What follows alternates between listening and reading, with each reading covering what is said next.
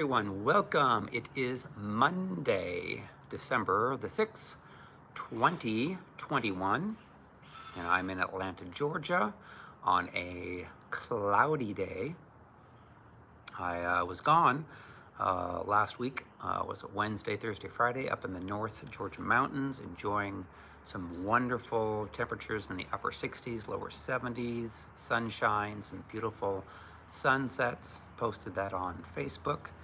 And went to the tallest waterfall in all of Georgia, a place called Amicalola Falls. They have a state park there. They also have a lodge. They also have some cabins next to a creek or a stream. Just a beautiful time, a lot of peace, a lot of squirrels, very few people that were there.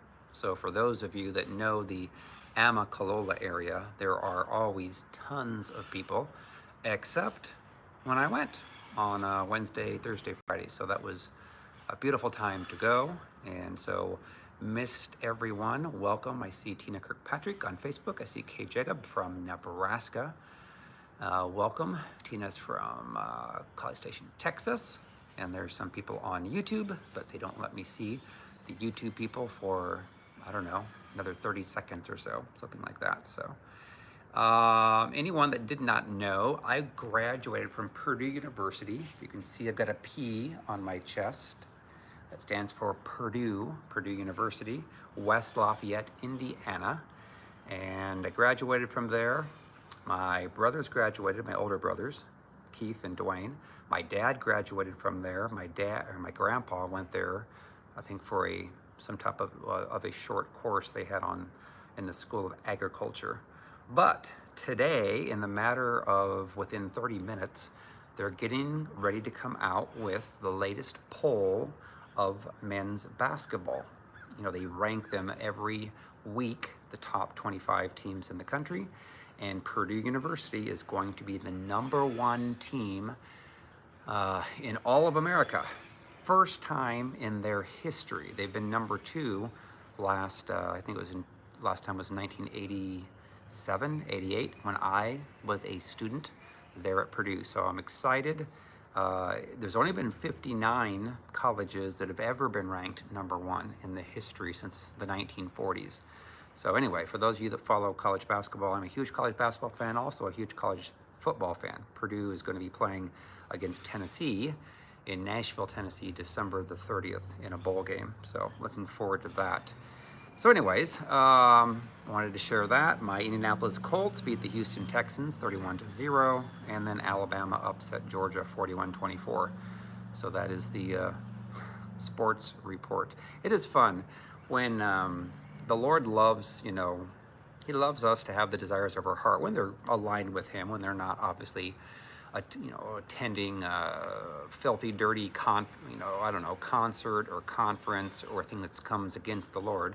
He wants us to have the desires of our heart. He knows if we like to go hiking, if we like to go, walking and watching sports and so forth, as long as it doesn't take us away from Him, as long as we don't make an idol.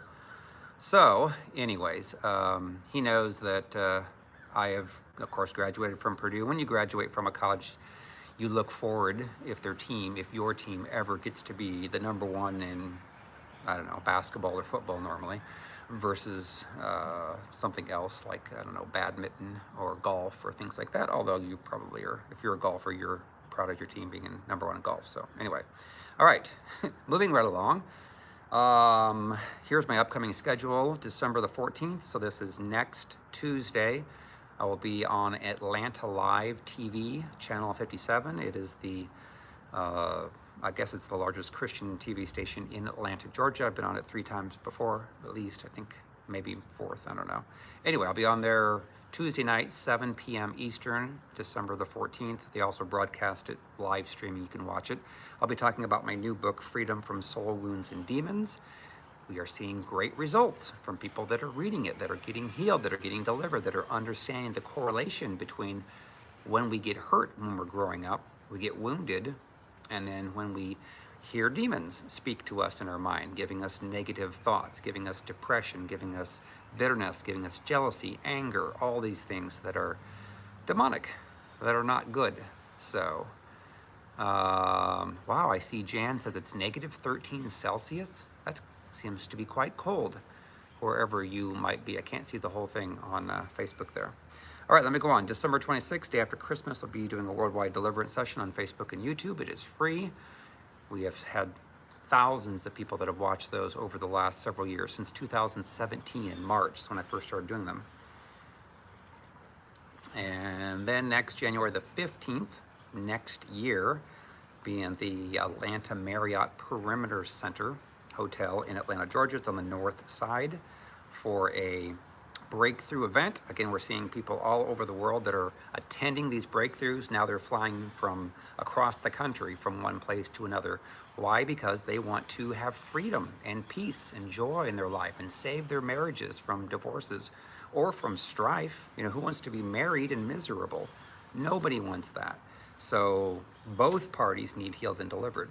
You know, and I do personal sessions for people, help couples to try to avoid getting divorced. But if a person refuses to do the work, refuses to be honest, and keeps their demonic spirits and then blames everything on their spouse, then they're not going to get along. People that hear those voices from the enemy and their thoughts and their minds are going to trigger and go off on their spouse and treat them badly. So January 29th, be in Birmingham, Alabama at the Marriott Birmingham. It's on the east side of Birmingham, doing a breakthrough event. January 30th, worldwide deliverance session on Facebook and YouTube. February 19th in Orlando, coming to where Corey Quinn is in Orlando, Florida. I saw Corey, you made a comment on Facebook here. Courtyard by Marriott in Orlando. It's on the north side at Lake Mary, Florida. And then February 27th, worldwide deliverance session. And then March 5th in Nashville, Tennessee at the Residence Inn at Opryland. It's a brand new hotel, Nashville, Tennessee. Again, my Purdue Boilermakers will be in Nashville, December 30th at the Music City Bowl against Tennessee Volunteers. So that'll be a good game. All right, topic of the day. God is not impressed by our church attendance, image, good works, or spiritual gifts. And I think about that. Most people would say, well, you gotta be attending church all the time to be a real Christian. And if you have fruits, well, not talking about fruits of the Spirit, if you have spiritual gifts, like praying in tongues, prophesying, doing many wonders, you could be even doing deliverance, doing good works, and have a great image. Most people would say, well, you're a Christian, you're on your way to heaven, yep. But that would describe the Pharisees and the scribes that Jesus knew had hearts that were evil, that were wicked, that were not on their way to heaven. So are there people today who appear like a Pharisee and a scribe? Yes, there are. There are people that are in leadership of churches all over the world. You know, why? Because, well, I'm going to be describing this, but those who are in the church, who regularly attend church, who have a good image, you know, maybe the pastor thinks that they're really good because they do good things there at church. Maybe they talk the talk, maybe they appear because they have all these giftings. Maybe they're a worship leader. Yes, Scott Key from Kentucky, the religious. We're talking about the religious people. There's tons of religious people in the church that they don't have the fruit of the Spirit. That's what the Lord's looking for, is who their true heart is. Do they have love? Do they have compassion? Are they kind? How do they treat their spouse behind closed doors? How do they treat their children? You know, because God is not impressed by your attendance, by your works, by your spiritual giftings. Again, the Pharisees, the scribes would describe, and the Lord knew their hearts. Jesus knew their hearts were wicked, they were evil, they were prideful. Pride will keep you out of heaven. Pride got Satan kicked out of heaven, Lucifer. So there's a lot of prideful people, you know, people that get hurt, people that get wounded will have demonic spirits. That's how it works. You get hurt, you get wounded, you get demons. You know, you get molested, you get raped, you get touched sexually, you get shown pornography, you get demons with it. That's how it works. You know, we live in a fallen world. I mean, how do you think demons come upon a person? Do you have to visit a foreign country? Do you have to Would you murder someone? You know, if you didn't have demons, you wouldn't be murdering someone. If you are struggling with pornography, why are you struggling? If you're struggling with homosexuality, why do you struggle with that? It's because, and again, I've been doing a lot of deliverance sessions with people lately that had struggled with homosexuality. And that's because in every one of these cases so far that I've taken people through deliverance it's because they were touched, or they were, you know, touched, like a little boy touched by an older boy, or by a man, or a girl touched by a woman. And it's because when that happens, when you're little and you get touched and you're an innocent victim, you can't protect yourself.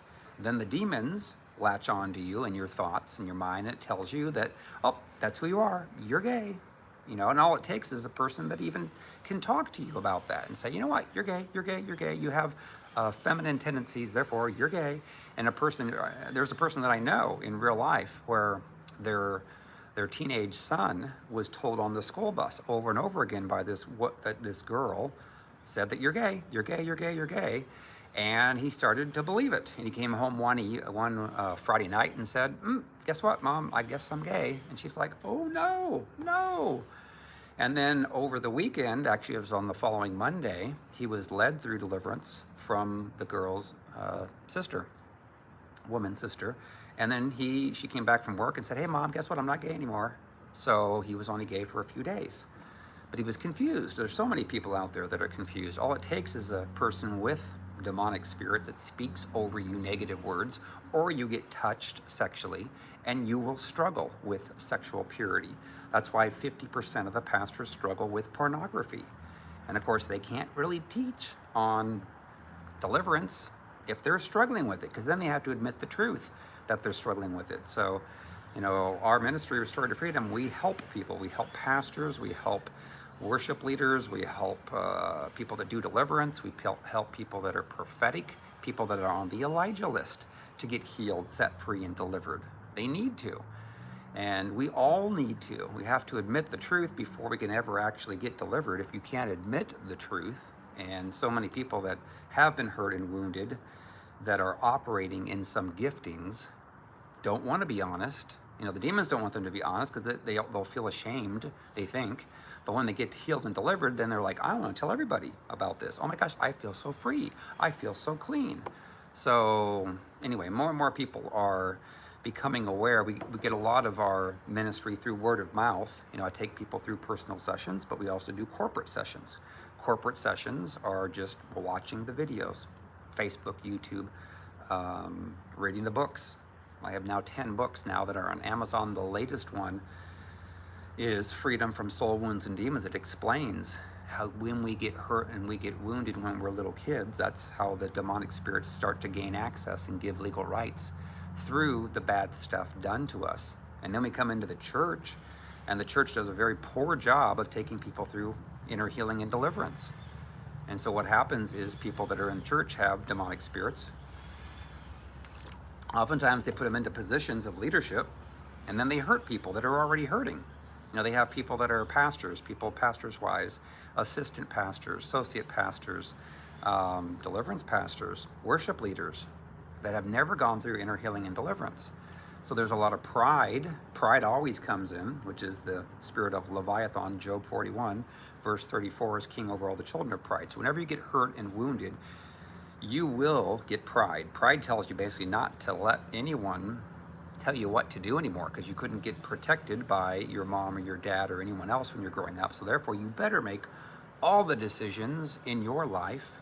And if you get married to somebody, and if you've got the spirit of Jezebel, that spirit of Jezebel will tell you that everything that your spouse is doing is wrong, and you better not let them tell you what to do.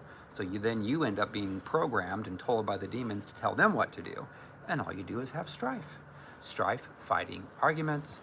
It's ridiculous. A servant of the Lord must not strive, but be gentle in all their ways. 2 Timothy 2, 23 through 24. All right, so in reality, there's more than half the people that attend church that are not on their way to heaven. And that's a bold statement, but it's true. It's true. How do you know when a person's really saved, on their way to heaven? The simple, if you want to call it a litmus test, is They're going to have the fruit of the Spirit, the same fruit as Jesus. They're going to have love and joy and peace and patience and kindness and goodness, faithfulness, self-control. They're going to have that fruit.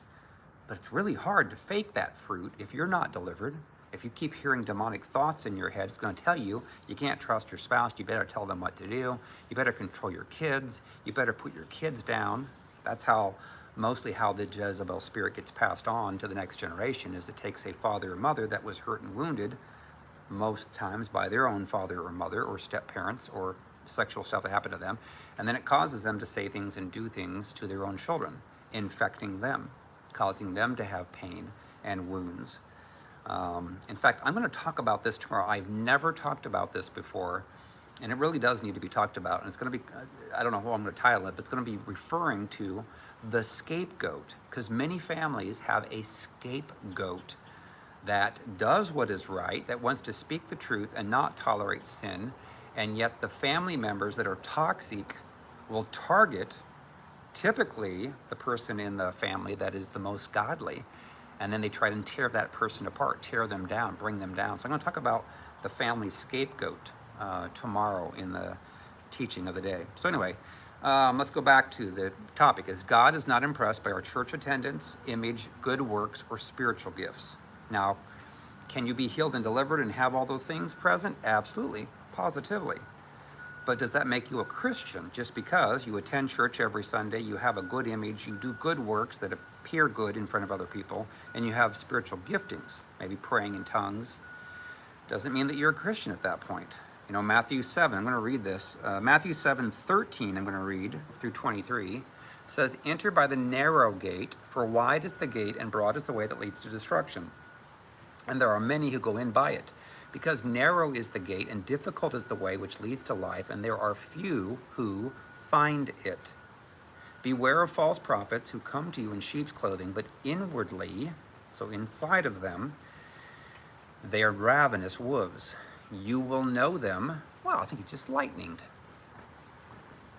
Do we hear thunder? I think I heard a little bit of thunder.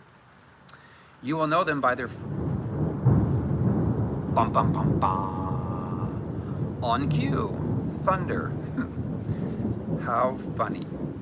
All right, beware of false prophets who come to you in sheep's clothing, but inwardly they are ravenous wolves. You will know them by their fruits. Do men gather grapes from thorn bushes or figs from thistles? Nope, they don't. Even so, every good tree bears good fruit, but a bad tree bears bad fruit. A good tree cannot bear bad fruit, nor can a bad tree bear good fruit. Every tree that does not bear good fruit is cut down and thrown into the fire. That means hell. Therefore, by their fruits you will know them. Not everyone who says to me, 'Lord, Lord,'" there goes a man with a dog, "under a tree." Hopefully they'll be safe. "Not everyone who says to me, 'Lord, Lord,' shall enter the kingdom of heaven, but he who does the will of my Father in heaven. Many will say to me in that day, 'Lord, Lord, have we not prophesied in your name, cast out demons in your name, and done many wonders in your name?' And then I will declare to them, 'I never knew you. Depart from me, you who practice lawlessness,'" which is sin. So, there's a lot of people that would appear good on the outside, that attend church regularly, that could be in leadership, could be prophesying, praying in tongues, appearing godly, but who would know them the closest? Probably their spouse.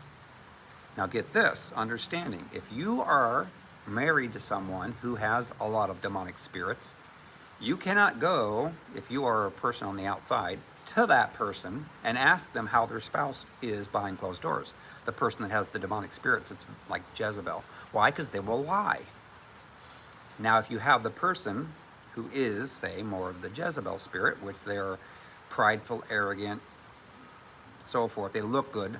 If you went to their spouse and they were to be honest, normally that spouse would have been hurt, victimized, controlled, manipulated. If they would dare speak the truth, normally they keep it quiet, they keep it hush-hush, then they would tell you, no, they're not nice to me behind closed doors. There's a lot of people that have a spouse that's, say, a pastor, worship leader, they're in ministry, and yet their spouse behind closed doors is being hurt by that person, or that person could be mentoring someone in the church that's been hurt already, and then that person initially they'll be nice to them, but they could switch and become controlling, manipulating, trying to make them do what they want. Well, then is that godly? No, that's not a godly fruited person. That's a Jezebel spirited person. And there's a lot of people that are out there in the church that are like that. So 1 Samuel 16:7 says, "But the Lord said to Samuel, do not look at his appearance," talking about David, "or at his physical stature, because I have refused him. For the Lord does not see as man sees. For man looks at the outward appearance, but the Lord looks at the heart." So who are we really? So if we're going to impress God, do you think it's by all the works that we do, by praying in tongues and sounding like we're godly? No. He looks upon the heart, who we really are behind closed doors. So God is moved or impressed by our faith, yes, our faith, our love and kindness for others, our humble hearts, the fruit of the Spirit, doing His will, and who we are behind closed doors. That's who we really are. And there's a lot of people in the church today. I saw them, the Lord would have, gave me some examples when I was attending church on a regular basis before I started doing full-time ministry. And I saw a lot of people that were Pharisees, that were scribes, that were Jezebels, did not have good hearts, did not have love. Hello to Brian Cole, I see you from LA on YouTube. And there's a lot of people that will appear to look good.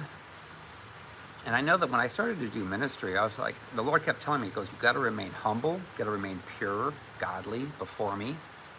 Otherwise, the enemy will have legal rights to come against you, and I will do things to correct you, And so there's a lot of people that have been in charge of various churches, or maybe they have children.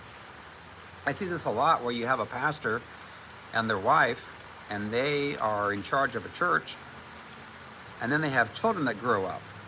And then oftentimes those children don't live a lifestyle that is congruent with the parents, and they start to veer off. Sometimes it's because they see the parents behind closed doors. We see a lot of preachers' kids and missionaries' kids where they see where the mom and the dad are fighting or striving or arguing, and they're like, really? You guys are fakes in front of the church. You guys put on this air that you're all good and everything, but you're not. And they see it, and they don't want anything to do with their religion.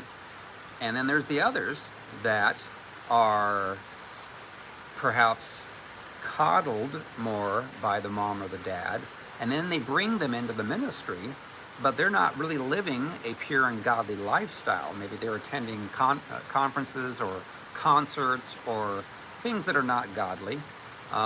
Maybe they're wearing clothes that are not godly. Maybe they're very prideful, very arrogant, and they put them in charge of, worship leading, associate pastors, things like that.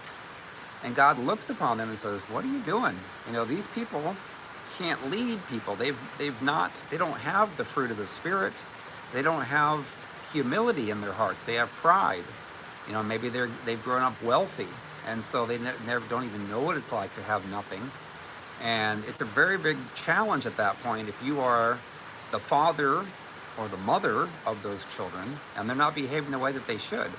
How do you get them to? I remember when I was growing up with my kids, when I grew up on a farm, didn't have any money, worked my rear off, worked at Kroger, and went to school, college, and then later went to Purdue's main campus, worked again.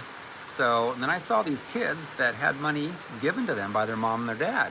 And I saw that they were very prideful, they were very arrogant, they weren't the way that they should be. And I was like, this is you. I'm like, who wants a spouse like that, who's entitled? A person that feels that they're entitled to everything.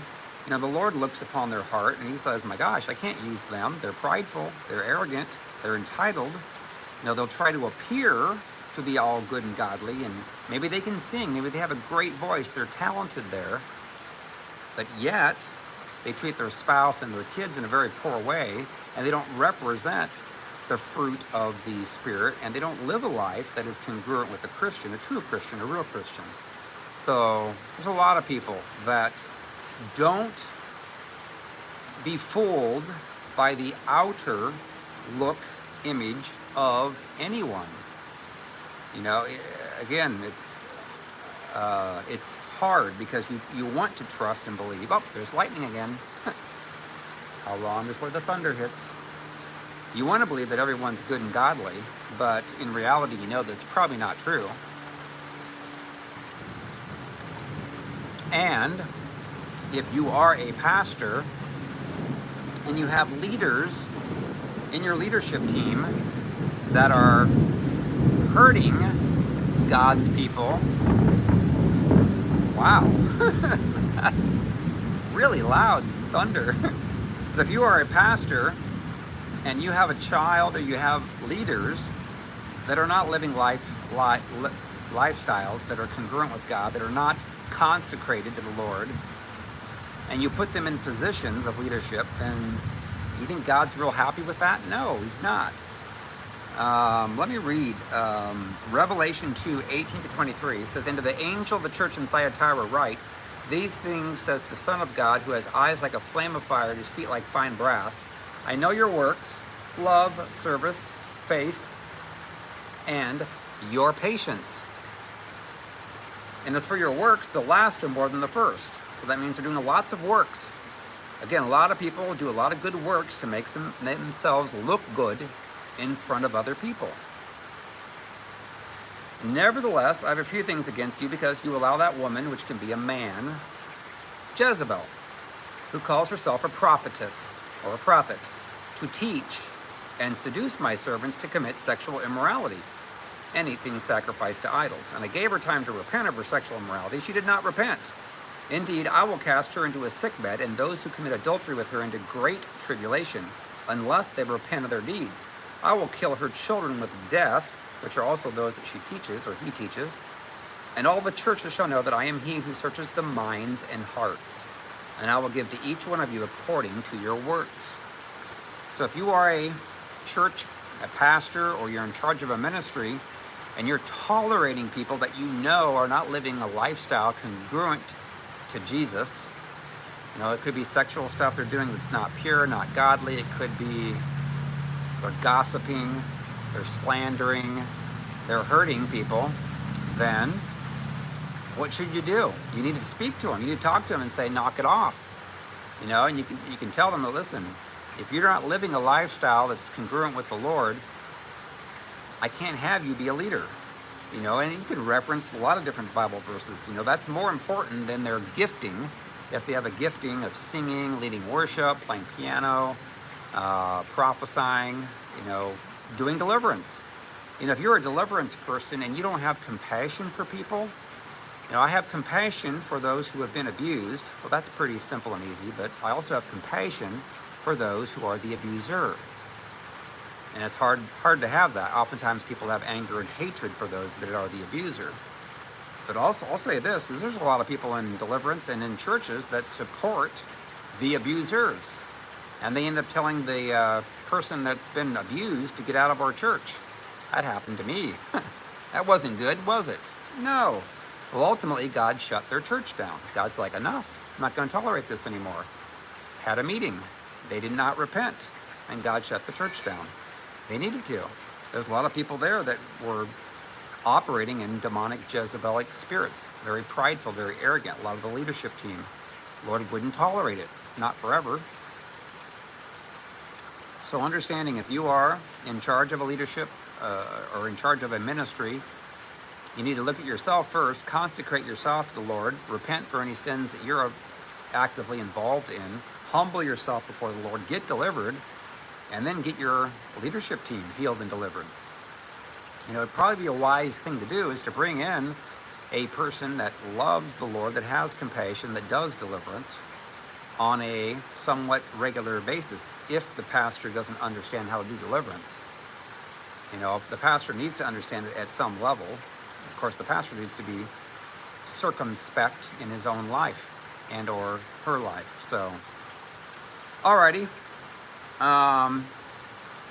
Let me see. I'm going to do this. I'm going to bring up those of you that know that I talked about at the beginning of this, that I am a Purdue University graduate and that they are going to be ranked #1 in men's basketball for the first time in their history since the 1940s when they first started to rank teams. So I'm going to check it to see right now, and I can show you. We'll see what they are. Again, I know this has nothing to do with the topic. It is something that is dear to my heart, though. And let me see what they show. See if they have it on here. Oh, yup, they do.